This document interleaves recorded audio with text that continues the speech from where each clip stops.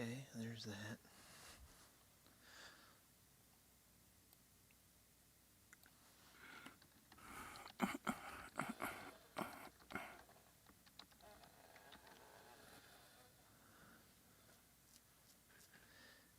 Ready? There's YouTube. Go live on YouTube. Go live.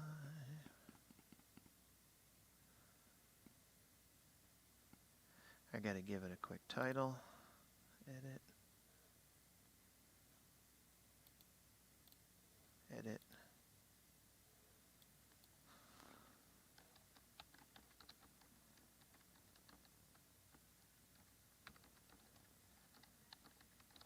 What's the date today? The 18th?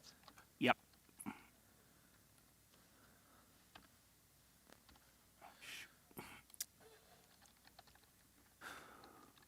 Did you lose something?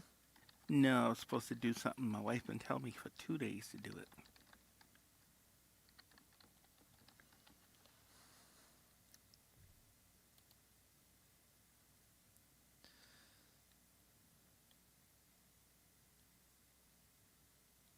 Okay, good. We're running. Watch what you say about her because you're live right now. Oh, I just love her so much. So, welcome everybody. We're two-person show right now, so I'm behind the sound booth getting things set up. I'll be on the camera in just a moment. Welcome to our midweek discussion, and if you tune into our sermons, I'm coming. I'll be on camera. I promise. Just a moment. If you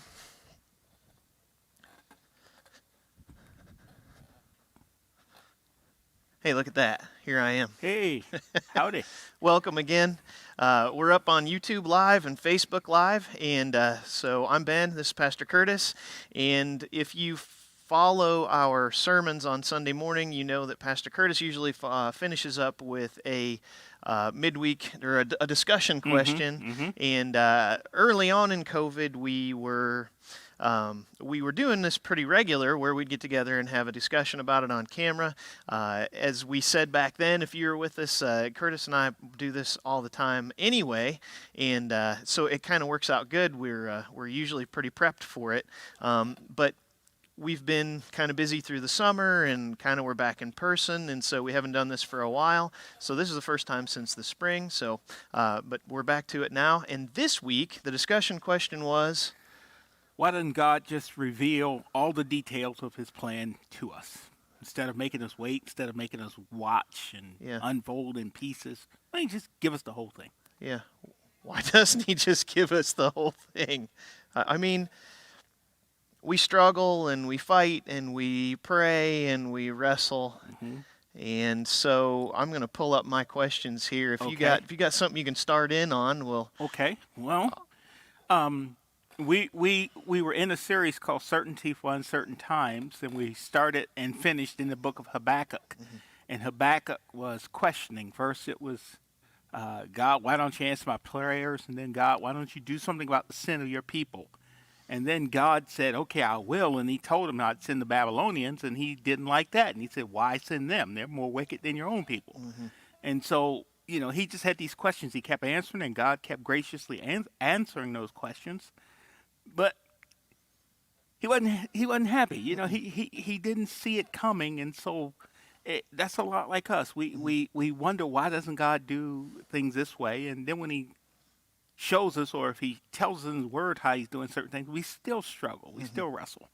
So the idea is just, why don't he just lay it all out for us and let us see it and just walk through it step by step, and that would make us happy, right? Right. I know in my own life, I've been through this. We were talking before we started this. Like I've been through this enough that I had written about it a little bit. Why doesn't God just tell us what He's going to do? And we've all been through difficult things in life, whether it's somebody who's been sick who maybe didn't recover, or a business that was lost. In my case, that's really what got me, was a business that was lost. Why didn't God save it? I felt like I was doing right. Or if you're going through school, why do we have to struggle with grades, or I don't know, any Why, countless number of things. why do so many godly people die young and sometimes tragic deaths, and people who hate God sometimes live long lives of I don't know if I want to say wickedness, but unbelief at the least, And why does he let that happen? So I think it plays out in all kind of ways. So It's very unfair. What you went to was one of my favorite passages in the Bible, and Ravi Zacharias is one of my big heroes, and he had a sermon once, though the fig tree does not bud. Right. And that's the end of that passage in Yes. Habakkuk, where he finally comes to terms with God's plan, and he says, even though the fig tree doesn't bud, there's no cattle in the stalls, no sheep on the hills. I don't remember what all he goes through, but all these agricultural things that Right. resonate with me. Right. It's like, still I will praise him. Yep. And that's really powerful to me. So let's go down through some of the things. You've done a good job of laying some things out for discussion. Why doesn't God explain his plan to us? And one of the things that you say is that we would not be able to comprehend it. Tell Yeah. us what you mean. I grew up in the city, and we talked in terms of blocks. That's 8 blocks away, And I don't know where I got this idea, but it's somehow growing up in Baltimore, somebody came up with the idea 12 blocks was a mile, But we talked about blocks. Then I moved to Missouri, and you guys talk about acres. And it's like trying to wrap my head around an acre. What's an acre? We sit on like 3.5 or something like that here. It's like, wow. And then you took me out to Sheraton River Bottoms and showed me what acres look like. Yeah, thousands. But yeah, and that's still something that I can't comprehend. Acres, thousands of acres, You showed me. I remember you taking me past one place, and you were showing me the drain tiles in the field, and it took me forever to really figure out what you were saying. They're running this way, and I'm like, oh, I don't see it. Oh, yeah, there it is. Finally. Well, I mean, that was just something really simple that I had a hard time comprehending. The whole plan for the whole universe designed by Holy God. How could I ever begin to comprehend that? If you took me out and you were showing me in the field and you were explaining to me various fertilizers and what they do, I'd be lost. Totally lost. You took me to Prairie Land one time and you were showing me different things. And it's like, that's cool. I don't understand any.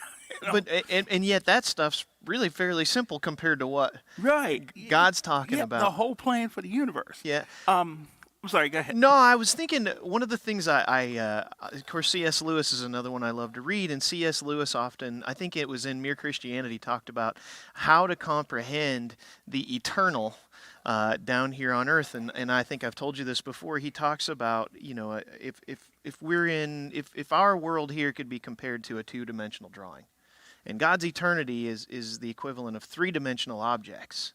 So down here, we take our pen and our paper, 2-dimensional paper, and we make triangles and squares and different shapes. And this triangle here represents just a triangle, but maybe I draw one over here, and that triangle represents depth, like on the side of a house. Right. But I have to look at you and say, this triangle is just a triangle, but this one over here is that third dimension. You have to kind of use your imagination. And so we can't even comprehend that third dimension because we're stuck in this 2-dimensional world. What I thought about when I was thinking about this is Job. He if God was a man, I'd bring him down here, I'd take him to court, I'd argue face to face, and in 38, God says, okay, you wanted answers? Let me give you some questions first. Yeah. And where were you? And he started asking Job all these questions in 38 and 39, and then you get chapter 40, and it says, then the Lord said to Job, do you still want to argue with the Almighty? Are you still God's critic, but do not know the answers? Then Job replied to the Lord, I am nothing. How could I ever find the answers? I will cover my mouth with my hand. I have said too much already. I have nothing more to say. Just by asking him some questions, God blew Job's mind. And Job realized, I'm out of my league. So if he laid it all down, my feeble human mind is not capable of comprehending Exactly. all of that. We remember just a percentage of what we read. Now I'm expecting to understand the whole plan of God. You know, it's just we couldn't. The next thing that you talked about, I can't wait to hear you talk about, because if we could comprehend it, say God gave you everything, and you go, okay, I can wrap my head, around that God says. You say it would emotionally ruin Yeah, us. absolutely. Okay, you know the whole plan of God. You got step by step. You know how many books would it take? I don't know, but you've got it all on your iPad. You get to flip through it and you get to, in your life, let's say, uh, page number 12, step number 138, and you see November the 18th, 2020, my wife will die. That would kill you. Knowing that would kill you. Knowing some of the stuff that we're going to face, even if it's not death, just maybe some of the things that might happen in business, it would destroy us. I mean, we would worry, we would fret, we would be depressed, knowing that this is coming my way and there's nothing I can do about it. Yeah, think of the anxiety you got right now, Yeah. knowing that I might have to, knowing that my taxes are going to be due at the end of December. And, these are little things that we know are Yeah. coming. What if you knew the big things? Absolutely. The anxiety that you'd have over how to prepare. And, Yep. It would just ruin us. We would never sleep. If we considered all of those things that were going to come down our life. I turn the corner today and I see something and I go, okay. But if I knew it was coming and I could not stop it, it would ruin us. Yeah. The anxiety, the fear, the depression, the worry, it would break us. I'm sure it would just eventually emotionally break us, knowing all these things are coming and there's nothing I can do about it. Yeah. Yeah. And whether it be in my life or in the lives of somebody we love. Well, and then the other side, we'll go to the next one, but I think about the Back to the Future movie. Was it number 3 where Biff gets? Did you ever watch the Back to the Future I ones? did, but I don't remember. Where he knew the future, and so he got to bet on all these games. Right, Biff is kind of Okay. the bad guy. Yeah. He got to gamble, and Okay. he ended up the wealthiest man in the world because he knew the future. And Gotcha. I mean, it ruined him emotionally. Well, Because he overindulged. Right, right. Anyway, that's probably a silly one. well, hey, it makes the point. Yeah. So the next one says we would get impatient, and I'm not even patient enough to wait for dinner tonight. Yep. Let alone Yep. what God's got for me. And again, for me, God tells Abraham, you're gonna have a son. Cool. And he's like 75 now. 11 years go by, and there's no son. So he and Sarah come up with the plan. Sarah comes up with the plan. He agrees to it. Take my handmaiden, have a son with her. That'll take care of God's plan, right? Yeah, it's good. And it's like, nope, that's not. And all the problems we trace from Arab and Israeli today come from his impatience, because Ishmael's the father of the Arabs, Arab nations. And so the son of the promise was still to come, but they jumped ship. And if I knew, something good was coming down the line for me, I wish it would hurry up. Like little kids waiting for Christmas. They know it's coming, but they bug you to death. How many more days, Dad? Yeah. You look at the calendar. You got 9 days left, Right. and they just can't wait. And we're like that. Can't even sleep. No. Yeah, well, and then there's the other things like you say here, which are try to change his plan in some way. No doubt, if you knew what he was going to do, you'd like get ahead of it and go, no, I don't want that. Yep. So it'd give you the chance to impose your will Yep. on the eternal. And Again, today I lose a loved one. I lose him, her, them in a car accident. So you'd be trying to say, don't drive. Don't go out of the house today, whatever. Even though it's the will of God, we would try to change it, because the truth is we still wouldn't like it, even though I know it. And in fact, the fact that I know it, I'd like it even less. like Groundhog Day. Yes. Yes. Yep. I'm going to get it right this time. Yep. So, Yeah, so you say it would have devastating effects on our faith. Tell me about why would it have devastating effects on my faith if I already know what God's going to do? Because right now, we have to walk every day not knowing. Hmm. And every day I have to go, I got to trust God. I don't know what's going to come around the corner. So I got to trust Him. I have to depend on Him. Whatever may come, I don't know, but I've got to trust Him. But if I know this is exactly what's going to happen, um, what do you trust Him for? You know, I already know. Well, kid's going to have an accident. He'll be all right though. You know, um, or they won't be all right. I Yeah, already know that's coming. right. I think it will start eroding our faith in a lot of ways because right now everything we do, you leave out of the house here and take a trip back to New York, and you pray God watch over me, keep me safe, da da da da, and in faith you make that journey. Hmm. Uh, if you knew it was coming, you just go, well, I'm going to New York. I Hmm. know I'm going to make it safely there. Nothing to worry about today. Nothing to worry about today. Yeah, Yeah. yeah. It would be so. Right now, as you say, you're forced to your knees in prayer because you don't Mm-hmm. know what's Mm-hmm. going to happen, and that reliance on God in prayer forces you to trust Him and not to trust circumstances. And Right. how often do when you read the Bible, do the things that God called people to do not make any sense? And so when you're trusting Him in prayer, it doesn't. It you just have to you have to follow Him and not what looks like it's going to make Yeah, sense. and you keep going even though it doesn't make sense. Hmm. You just go. Hmm. But if I knew everything's gonna be good, I mean, I wouldn't have Right. to pray. I mean, I know it's gonna be good. Why am I worried about it? Almost be like you'd be fatalistic at that point. Well, It's yeah, already fated. It's already set. right, yeah, absolutely. I can't do anything about it. Nope. So yeah, Hebrews 11:6, and without faith, it's impossible to please Him. For he who comes to God must believe that He is, and that He is a rewarder of those who seek Him. So it's the seeking more than it is mm-hmm, the mm-hmm, knowing. yep, The last thing you say is that we know what we need to know, which is kind of hard for us to hear. Those of us that have something going on in life that doesn't make sense, we got questions for God. How do we know what we need to know? What is that? okay. I know God is good. He's sovereign. He's in control. I know He has a plan. As you did in the third message of that series, I know He answers my prayers. Hmm.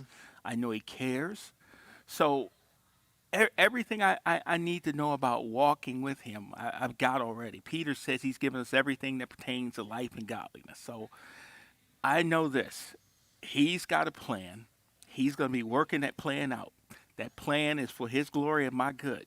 So even though I don't see and I don't understand, and I would like to get a peek, I know I need to trust Him, and He'll unfold things as He sees fit, and it'll blow my mind as He does it, because Hmm. I'll see something and go, wow, Hmm. gee. Um, Sunday, I said something and I didn't want to completely say it, so I'll say it now. 3 years ago, I was going to get rid of that old van of mine. I thought, well, no, I'll keep it because, I need it. So I kept it. And then this spring, I was going to get rid of it, the mother-in-law's car, and I thought, I don't need this thing. I'll just get rid of it. And I thought, well, if I need to haul something big, I've got this van. I'll flip the seats down. And in fact, I did back in the summer several times, use it for that very purpose. Well, I didn't know that last month, actually about a month and a day, my son would move back home Hmm. and needed a vehicle. Hmm. So that was sitting out there. I took the key off and went, there you go.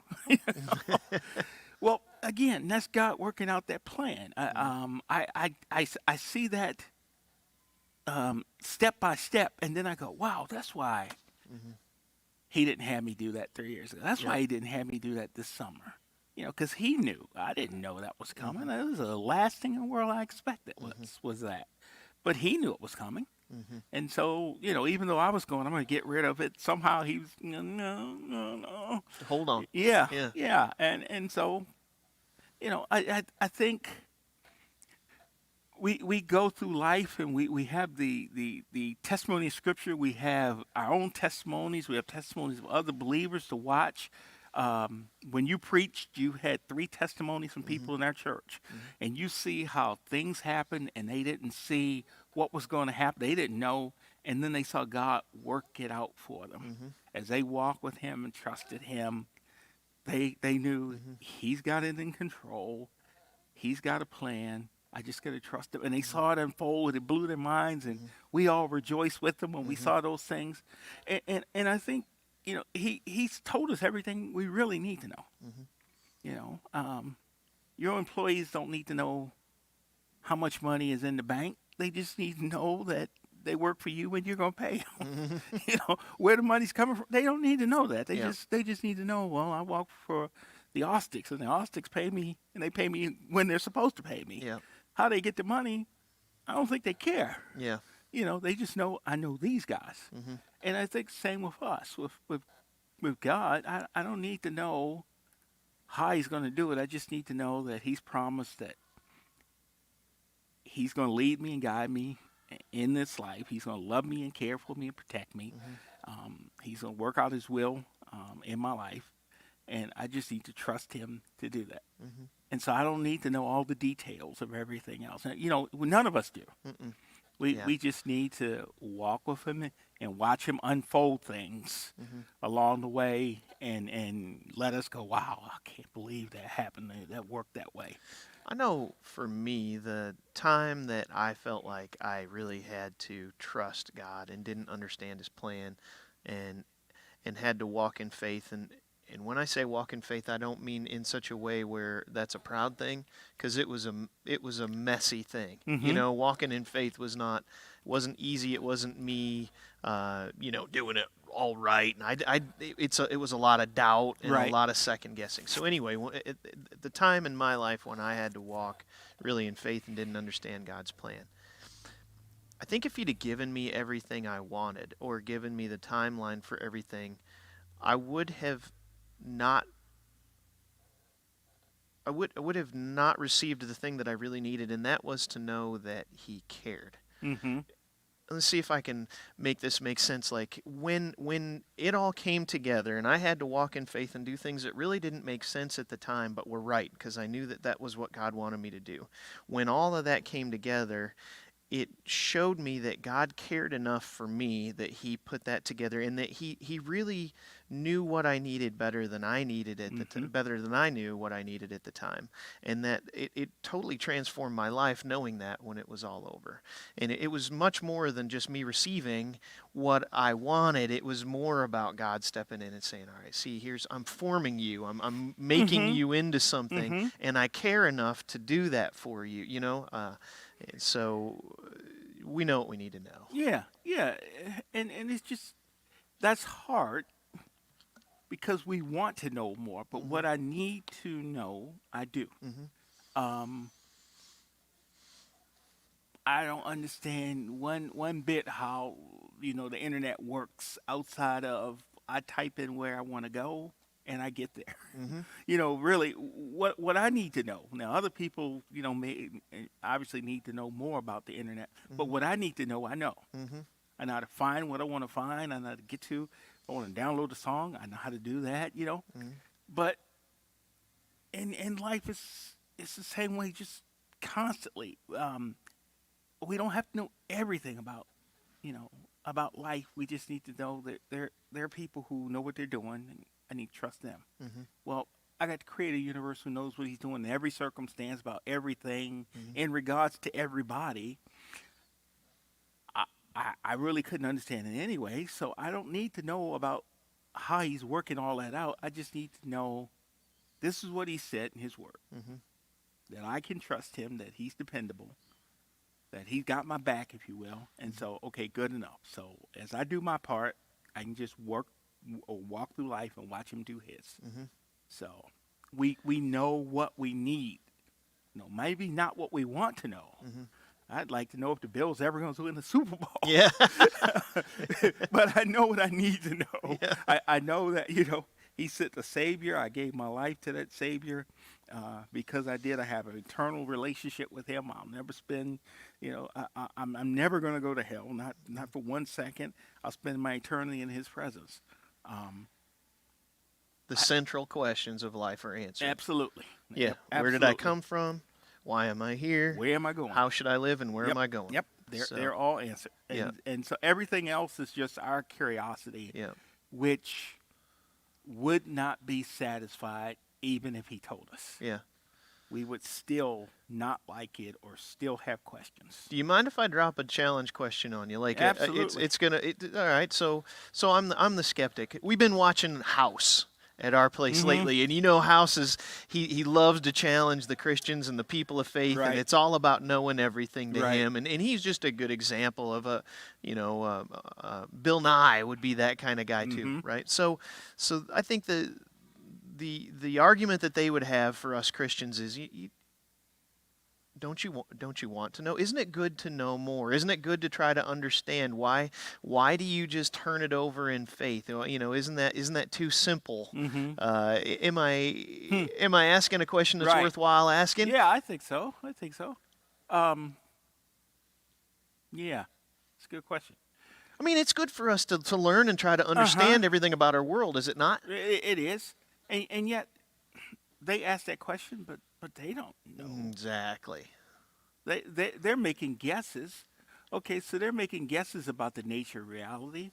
I have a settled confidence in that there's a Creator who's laid everything out. So yeah, I want to know more about Him. I want to know more about how I can be like Him. What He would have me do in this life, but I don't need to know everything about how He's designed it. And I know that's probably not a great answer, but I don't think it would help me any. I don't know if it helps them. Yeah. Look at so many of the skeptics in the world. They don't seem to be the great happy people. No. And some, I shouldn't say many, but I don't know about many, but some have, in their depression, killed themselves. So Because those central questions that we just listed off aren't answered. Right. So I think what comes to my mind is we are not as Christians against curiosity. We're not Nope. against science. I'm not the least bit scared of science disproving God. We need to understand our world, and it's a good thing to try Yeah. to understand what's around us. But as you say, the questions that can't be answered, that are not in the tangible things that we have in this world, that God answers those, Yep. and He's got them taken care of. Yep. We know what we need to know. And that's the whole nature of faith. Mm-hmm. There are things I don't know, can't explain, but I believe that He knows, and that He can explain them if He chose to, and if He chooses not to, I believe that it's okay. And I don't lose any sleep over it. Yeah, and that should cause you to breathe that sigh of relief. Yeah. To walk in faith. I mean, and you are going to struggle, but the struggle is okay. You may not get all the questions answered, but that's okay. So We talk about Habakkuk. We talk about Sunday, but after wrestling in the first chapter, in chapter 2, God speaks. Boom. I'm God. I'm going to do my thing. Watch. That settles Habakkuk. God doesn't tell him everything. He just says, this is what I'm going to do. I'm going to bring these people in and judge your people, and I'm going to judge them. And I rule this universe. And at the end of chapter 2, anyway, God says, I sit in my holy temple. I'm ruling the world. And Habakkuk goes, yeah, that's right. Good enough. yeah. And all through chapter 3 is nothing but praise Yep. for God, His person, His works, but just praise, because he's settled with this fact that God knows what He's doing. I don't need to know everything about it. And Brings us right back where we started. Though there's no cattle in the stalls, though Right. the fig tree doesn't bud, though everything falls apart, still I will I'm going praise to trust God. Yeah. So, anything else you want to add? Is that No, No, it's just that I do think it's fun to consider, the possibility of what if, why, and all these things. But ultimately, that doesn't lead us anywhere. But what leads all of us as Christians some places when we just settle on the fact that God knows. The things I'm curious about, He knows. And if there's a plan that's going to unfold that will take me here, there, or the other place, He's already got that covered. And He's working out that plan, and it's only going to be for my good, one way or another, and for His glory. So knowing those two things, I think I go, okay, I'm good. I don't need to know the whole plan. Yep. Yep. I know that raising my kids, the things that were difficult for them was not knowing why did God make me the way that I am? If I'm not supposed to act a certain way, why do I have these temptations in life? Right. And, for example, and all these other things. But the reality is we know what we need to know. He doesn't need to reveal it all to us. He reveals to us what we need. So A little bit step by step. You take a journey, and I had never been further than Colorado, and a few years ago we went to Grand Canyon, and so we're driving through New Mexico, and it's like, wow, check that out, that's cool, isn't it? And it's like, yeah, and it's just the whole thing of seeing all these things I've never seen before, and going, wow, look at that, wow. As I make that journey, I think the same thing is true in the journey of the Christian life. Wow, watch God do this. Wow, I didn't expect that. Wow, I didn't think that could work out in any way, shape, or form. Yep. But it did. Yep. And so I think part of the wonder of being a Christian is trusting in a God who says, I will lead you. And then letting Him lead us, and then seeing all those things He brings in our path that blows our mind, that makes us say, wow, that, just makes you want to throw up your hands and go, wow, I couldn't, Be in a story. You get to be a story. Yeah. You get to be in the big part of God's history Yep. and a testimony and a story, and that's exciting. It's not just it's not cold and impersonal. It's very I don't know, just exciting to be a part of a bigger story. I think Lewis does the best job of playing that out. Yeah. You can write novels, and we all can identify with the characters in the novels because that's what we get to live when we live in faith. But if I had a whole plan, okay, tomorrow this is going to happen, blah, blah, blah. Oh, no, I don't like that. Oh, yeah, I like that. This way, every day is a new adventure. Yep. And even throughout every day is a new adventure. Yep. So He knows what He's doing. Yep. And I have to leave it at that. So. Yep. Glad it is the way that it is. Yep. So I hope that this has been encouraging for you. I hope that as you reflect on things, you can, if you're struggling with God's plan in your own life in some way, that that this will help you come to terms, or maybe just come to prayer and trust in Him. So if you have any follow-up things, if there's anything that you'd want us to respond to you with, shoot us an email. You can actually, probably the easiest way is just to find us on Facebook. If you're watching on Facebook Live, find us on Facebook, send us a message, Curtis or myself. You can find us on there. Or you can go to rbchurch.net and you can find our contact information there. And so I'm excited to be back here with you in the midweek discussions, and we'll try to keep these going in the future. Thanks for joining us today. All right. Oh.